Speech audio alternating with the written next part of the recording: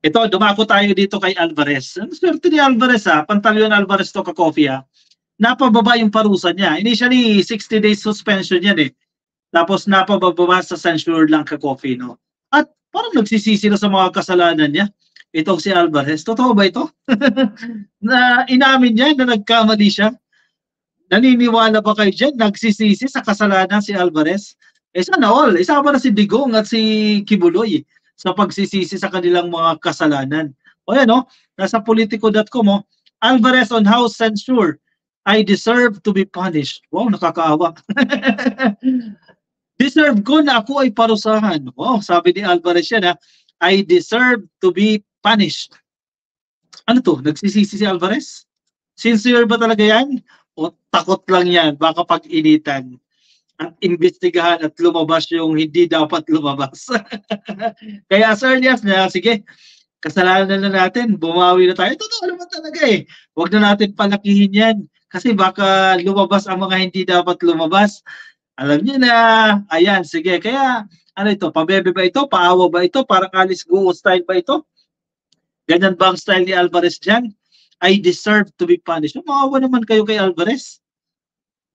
Former Speaker and incumbent Davao del Norte Representative Pantaleon Alvarez admitted that he deserved to be punished for his remarks against his fellow government officials and his call for the armed forces of the Philippines to withdraw their support from President Ferdinand Marcos Jr.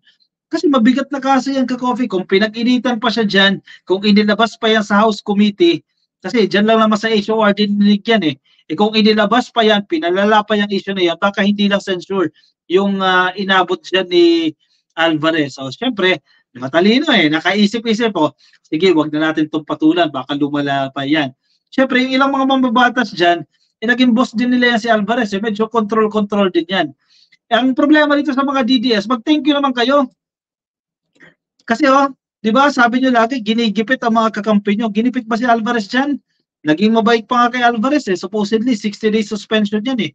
Napababa to censure lang eh. Di ba? Formal reprimand lang. Hanggang dun lang ka-coffee. Hindi na siya nasuspinde. O mag-thank you naman kayo. Hindi yung gawa kayo ng gawa ng kwento na kesyo ginigipit kayo dahil kayo ay mga critical sa gobyerno. Benta nyo lang yan. Voting 186 in favor, 5 negative, and 7 abstention votes, the House of Representatives adopted the recommended censure penalty against Alvarez. House Committee on Ethics and Privileges, si Chairperson and Co-op NATCO Representative Filimon Espares said that the committee recommended suspending Alvarez for 60 days. Oh, mahaba-haba yan. 2 months yan ka-coffee na suspension. Pero hindi yan ka-coffee nangyari. Napababa pa yan dahil may nag-apila po. Itong sabi ni Camiguin Representative Hordin Jesus Romualdo, too much daw po itong penalty. Actually, magaan na nga yung 60 days na yan ka-coffee. O sige, naiintindihan natin, boss ninyo yan si Alvarez noon dahil speaker yan noon ka-coffee. So sige, politika rin naman yan eh. While I agree that the statements made by Representative Alvarez are unparliamentary and distasteful, that his behavior undeniably discredited the House of Representatives, the committee acknowledges that they are emotional expressions rather than intentional calls for harm or further political consequences, sabi ni Romualdo. Hindi eh. Ulitin na naman nila yan. Pero pag ulitin na nila yan, huwag nyo nang pagbigyan ha. Baka pagbigyan nyo pa. O ngayon kasi, mabait si Alvarez ngayon eh, parang nagsisisi. Sana totoo na nga ito eh, na nagsisisi siya sa kanyang kasalanan eh. At isama niya na yung mga kampon niya. Isama niya na si Digong, isama niya na si Kibuloy, at ilang mga taga-maisog, no? Isama na nila, pagsisihan na nila yung mga kasalanan nila. Kasi wala naman napatutunguhan yung mga kasalanan ninyo at yung mga bintang nyo kay PBBM. Romualdo added that the 60-day suspension appears disproportionate to the nature and context of his misconduct. I will move that the penalty of 60-day suspension be reduced to censure. Ang censure ka-coffee is a formal reprimand. Kung baga pinagsabihan ka lang ka-coffee, pero formal, no? A public statement of House of Representatives of its disapproval of the conduct of Representative Pantaleon Alvarez, sabi ni Romualdo. In this instance, censure would suffice in addressing the misconduct without being excessively harsh.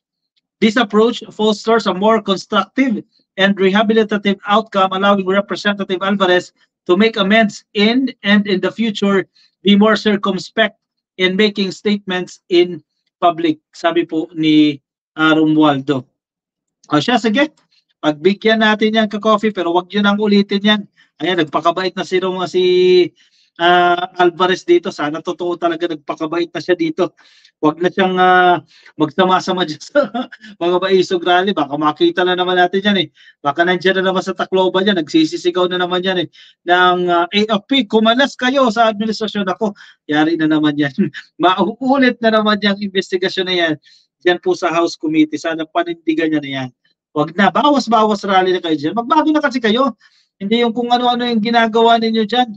Puro paninira, puro kabiteran yung pinapairal ninyo dyan. Kung ano-anong pinagsasabi ninyo dyan kay PBBM. Yan, bawa naman kayo. At huwag nyo na karay-karayin dyan si Digong. Pagpahingahin nyo na lang si Digong dyan. Hindi yung karay-karay nyo dyan sa maisog rally na yan. Wala namang pinatutunguhan din. JC Moss, asset, million, sal-en niya. Pakita niya. Kaya, ay, meron naman yan, pero syempre, hindi mo naman declare lahat yan. DDS, may isog kultong gurguran, sabi ni Noel Cabra, no? Ma'am Shelley D, dapat kapag ginawa uli yung offense niya, automatic ang pagsipa sa posisyon sa Congress, sabi ni Mami Shelley D. O, sana ka-coffee, no? Kasama doon sa ano yan, sa penalty, no? Pero yun na, naging mabait sa kanila. Eh kasi ano naman daw ka-coffee, ano naman yan eh, tama? Kumbaga, nakikisama din yan eh, yung ilang mga mambabatas dyan dahil naging boss daw nila dyan eh. Sandra Valdez, mga waray, dadayo dyan, mga dutay, alaman na magmumura na naman ng mga yan. Malamang, siyempre hindi mawawala yan. Main ingredient yan ng kanilang prayer rally, ang pagmumura.